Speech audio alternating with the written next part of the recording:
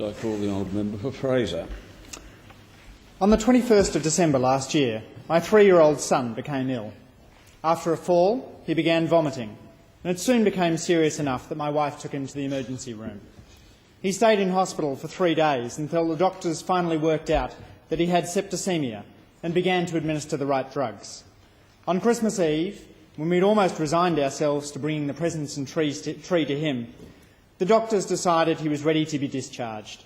We went home together. I want to thank the nurses, doctors and other hospital staff who took such good care of Sebastian while he was in hospital.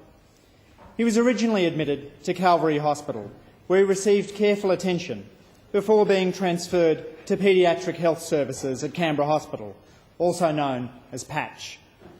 The emergency and paediatric teams at both hospitals were diligent in their care and took time to explain what was going on to my wife Gwyneth and me. My son still talks about his ambulance ride and his CAT scan, which he calls sitting in the donut. Behind the scenes, there were laboratory technicians we never met, but whose work underpinned the diagnosis that the doctors eventually provided. Alongside excellent medical care, we're also grateful for the children's play facility provided by the Starlight Foundation. Walking into their playroom, we were greeted by a smiling young woman in a space traveller outfit who insisted on being called Captain Crazy at all times.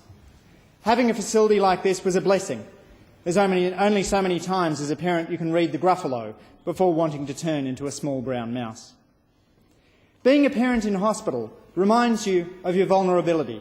Sleeping in an armchair, eating from a vending machine, drinking endless cups of instant coffee in styrofoam cups.